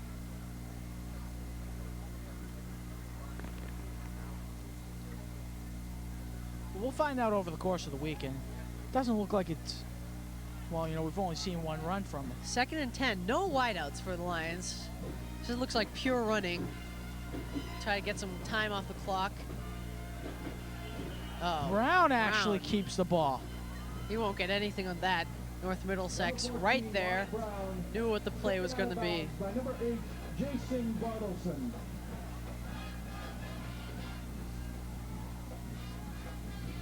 Well, you know. Last year we also faced North Middlesex in the first game of the year. We headed out to Nowhere Land, Townsend. Townsend, Mass, yes. I think it's like 3 feet into Townsend once you get out of Pepperell. Pepperell. Pepperell, Townsend, and Ashby. Part of the Central Massachusetts Division I League. Timeout Chelmsford. As they'll talk things over, play clock may have been running down. 10-16 remaining, We'd like to take this opportunity to introduce you to our Chelmsford High School cheerleaders. 21-7. Maybe the Chelmsford cheerleaders are going to be announced here. Maybe we'll go to break and we'll come back to that. Pashoni and Benton. North Middlesex starting to get some a running game going. Jason Bartelson gets about 8 or 9 on the play. Right, Bartelson, he had yards against Lowell, of course, I've told you that many times. I don't know how many times. But, of course, you know, he's just starting to get those pickups now. We haven't seen as much of Kai Kurlak as, you know, Yeah, he's definitely not going to get 200 yards tonight. I don't think he's getting even 50 yards. Definitely not. He's been stopped. And also, they haven't been really running him much. It's mostly been Bartelson, which is surprising. Well, Kurlak might get the 50 yards, of course, because he had that long 40-yard. Right, that's true. 35, whatever it was. But now... But still, even with take away that 35, he'd still have 170 yards.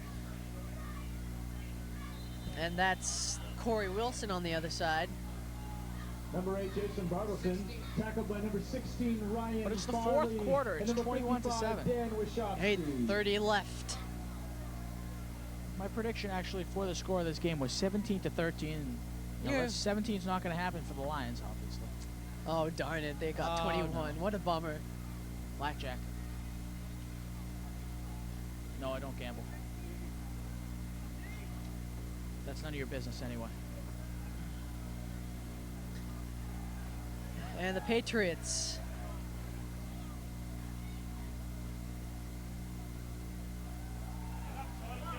Oh. Nowhere wow. to go.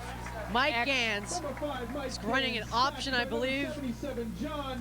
And McGuire, just a bunch of Lions actually just saw the play, just got him about 6 yards back. Well, that's the way you do it. And McGuire, he wrapped him up around his arms and rode him until he took him down. This defense is going to be fun to watch this year. They certainly are. We're going to see a replay. Here's a replay of that penetration by the Lions defense. As you see, a couple of Lions there. Back to live action. And here's Gans. He's going to run another option this time to the right. And he's got some running room, but he won't get... He gets it to about the 40-yard line. 40, Chris Benton. Benton with the stop. But that's still going to be 8 yards short, I'd say. 7 yards, 6, maybe. 7. One of those long numbers. 6, 7 yards short, so it's going to be 4th down. Gans is coming out, so Kurlak's going to be back to kick. Are we home next week, Dan? We are home next week against Maybe we'll get some better weather. Punt. It's a line drive punt. Doesn't go too far. And it'll be down by number 23, Ryan Pokraka. I hope I'm pronouncing that right. And the Lions will take over with 6:23 left. At about the 34-yard line. 34-yard. Wow, that referee's got an arm. Saw him throw the ball over to the sideline there. They played some high school football back in his day. Back in the day. Back in the day, the good old days. Well, when there was no forward pass. Pashoni. He gets some yardage going. Gets about 13 or 14 on that pitch out. So we have 1st down now to the 46. Not 46, 47, 48-yard line. So Pashoni not showing any signs of injury, thankfully. He went out of bounds, so the clock stops at 6:13. 21-7, Chelmsford leading.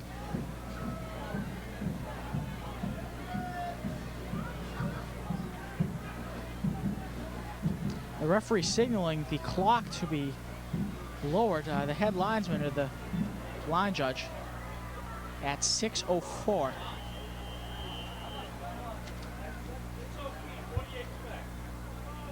Taking off 10 seconds from a play.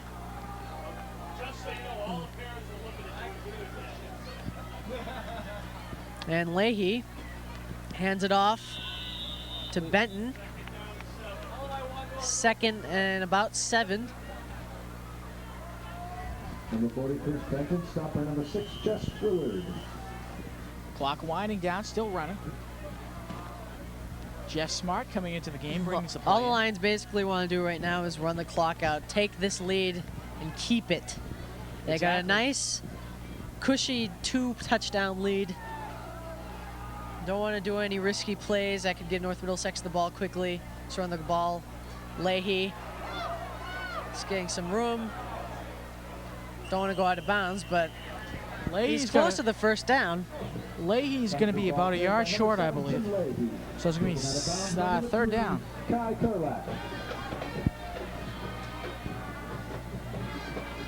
We got a great TV club crew this year. Nate McKinnon's back at producer along with Sarah Patterson. Mike Goff's the crew chief. Cameramen are too many to name. Also, I may not know all their names, so I don't want to single out people. Dan Sylvia always does a great job. Tom Peterson, our director. Leahy dropped the ball off the snap. Never a good thing to do. Hey, at least the clock's still running. Yeah, clock's still running. But, you know, it'd be nice if they can put, you know, another touchdown on the board. They still have plenty of time to do that, but it's 4th down. That's the only problem. Coming out of the game. Here's a replay of the fumble. Just loses it on the snap. Yeah, that's going to happen. A lot of times players are thinking ahead. Right. All right, so Monzi's going to come on to punt the ball. It's 4th down and 4 yards. Middlesex Patriots, number 8, Jason Bartelson, and number 3, Kai Kurlak. Bartelson back to the 5. Kyle Kurlak is at the 10. Waiting for the punt from Eric Mounsey. And a beautiful punt by Eric Mounsey, spiraling into the end zone, and it's a touchback. Out of the end zone, so not the best case scenario. And we'll be back. 3:38 left. Everyone knows that Dan and Sachin are attention getters. Yeah. Forget the babies and puppies. That's why we're on camera, right? Gans just taken down. Nice play by number 87, Matt Coder. Coder is a very smart player. Very big. Very big player. Was a starting tight end last year, is the starting tight end this year. He's playing D-end this year, played a little bit last year. And now getting more action as he is a senior. Much bigger than his little brother. Much bigger than his older brother. Older little brother. Older little brother. I share the same, pain with Phil Coder. Yeah, your brother's, up there. My brother's rather large. He was sitting in front of the press box, but may have left. Probably left. We're back to the 10-yard line. 2nd and 15.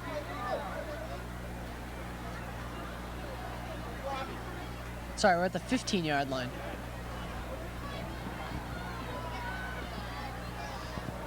Some type of penalty, which... 3 men in the backfield again for North Middlesex. One wide out to the bottom of your screen. He's going to roll to the left, bring it up, and that could have resulted in a penalty before, but it looked like the ball was going out of bounds anyways. Yeah, the ball might have been uncatchable there, but that was close. Yeah, you really don't want to tackle the guy until he has the ball. Right. He just smacked his arm up pretty good, so. 3:03 left. Here's a replay of that failed pass attempt. Gans back to throw, rolls to the left. Heaves it up there, and it just goes out of bounds. You see number 40, Chris Benton. The ball was definitely out of bounds. Overeager. You could have been called a pass interference there. Rolling to the right now is Gans. And he's going to throw it right to Benton. Interception, Chelmsford, and he'll be out of bounds at the 39. Benton just tasted blood there. Definitely. 2:54. I think that's going to wrap things up for the Chelmsford Lions. They just need to run time off the clock. If I'm not mistaken, North Middlesex may have a couple of timeouts, so that could be the problem. I don't want to get on Gans there, but that was just not the smartest play in the world. You're looking at the guy you're going to pass to for about 5 seconds, so the defense knows where you want to go, and then you just heave it up there. Benton makes a nice heads-up play, intercepts the ball, and he's out of bounds, of course, at the 38-yard line of North Middlesex. So the offense comes on, Mark Brown.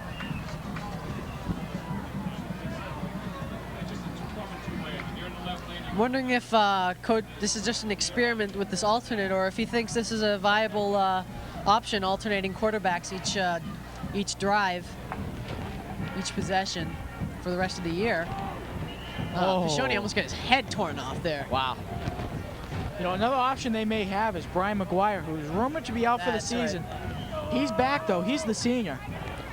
He's been practicing for a little while. He'd probably get the starting nod if he did come back 100%. He did have some action the past couple of years. The Chelmsford Police Department has asked us to remember that on your way out this evening, exiting the parking lot, if you're in the left lane at the top of the hill, you will be turning left. If you're in the right lane, you will be turning to the right. The rain is starting to pick up a little bit. It's just a mist, but you can see it blowing across the lights. It's going to be a pitch to Pishoni to the right, and he'll be driven to the ground by number 1, Brian Bigwood. I believe this game is going to be the first game that Chelmsford actually defeats North Middlesex.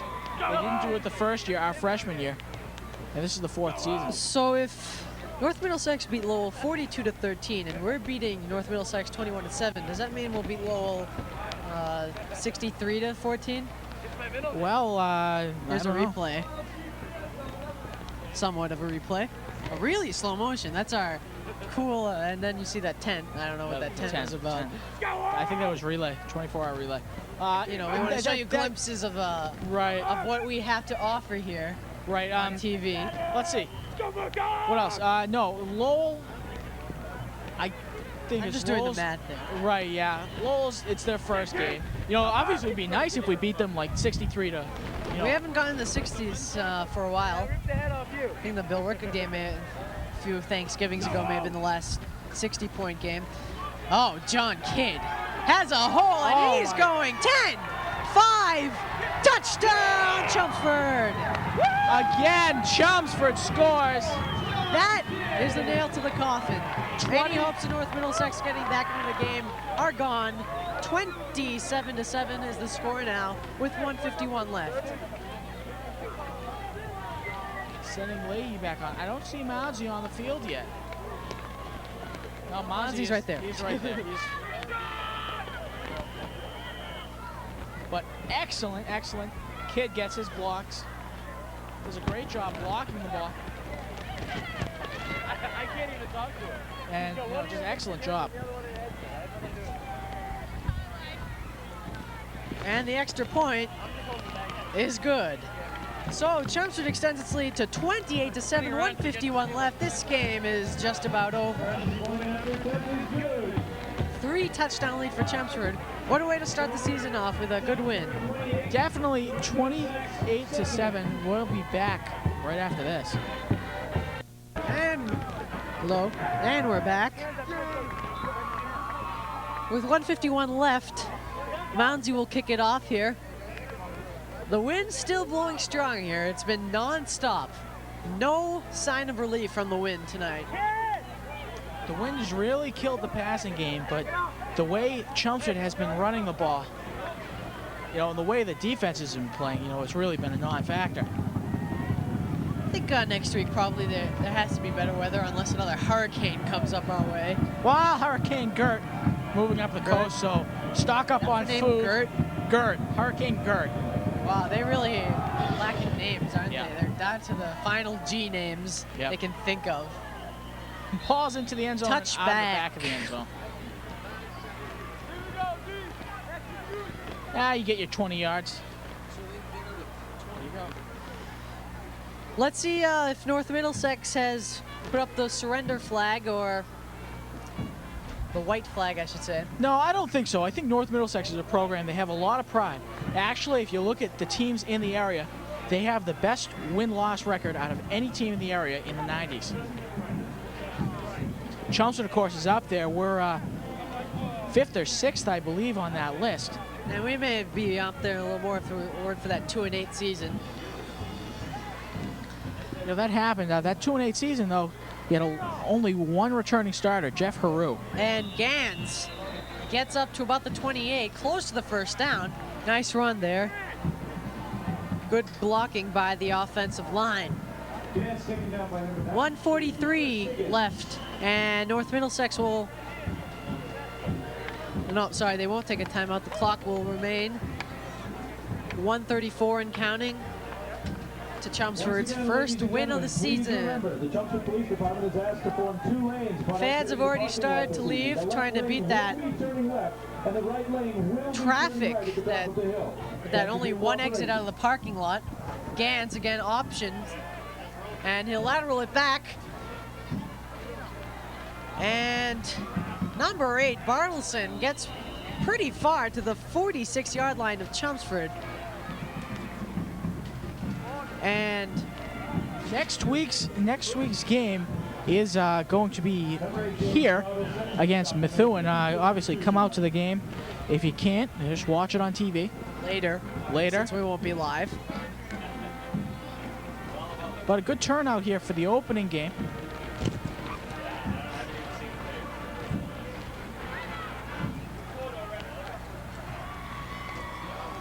First and 10 for the Central Cap. For the North Middlesex Patriots. Another option. And he'll be stuffed in the backfield. Definitely. All right, looking up that stat. By number 98. Looking up that stat.